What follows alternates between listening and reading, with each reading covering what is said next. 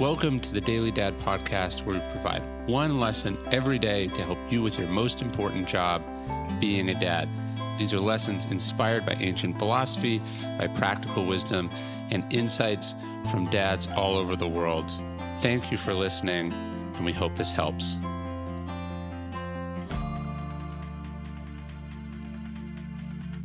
The present is pleasurable enough. After a long and arduous hunt, Theodore Roosevelt finally got the caribou he had been tracking. It was one of those moments, he later wrote, that repay the hunter for days of toil and hardship. That is, if he needs repayment and does not find life in the wilderness pleasure enough in itself. As you watch your kid walk across the stage at their graduation, as you watch them walk for the first time, as you see them buy their first house, as you watch them start for the high school football team, there is a sense of pride that you feel. You did it. It was worth it. All your time and effort succeeded.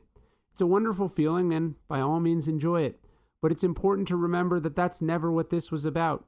As Roosevelt was trying to say, a hunter who only enjoys bagging their quarry is likely to be a disappointed hunter 9 times out of 10. More importantly, they are a blind and deaf hunter who needlessly misses out on the majesty of life outdoors. The parent who thinks this is an occupation you win, who believes it's about those special big moments, is missing a lot of majestic life as well. It's not about the future, about getting through the terrible twos or the terrible teens on to some idyllic end result. The next milestone is not there to assure us that the days of toil and hardship were worth it. We can't forget to notice and appreciate the little pleasures of the experience, the right here and now.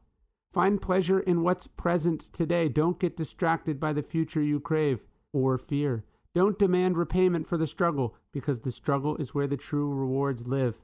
So cherish those things while you can.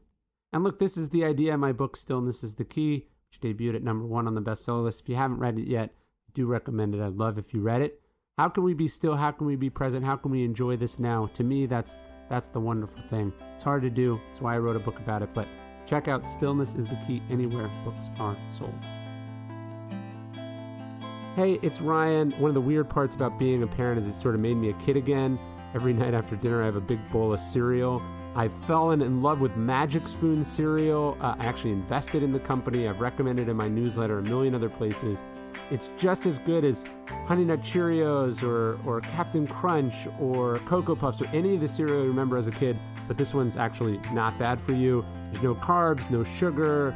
A box of it's got as much protein as a dozen eggs. It's just awesome. I love it. I'm addicted to it. I usually have it with like berries, like blackberries or strawberries or wild berries if I can pick them on my farm. Anyways, I love Magic Spoon. Highly recommend. It'll bring out the kid in you. My kids love it as well.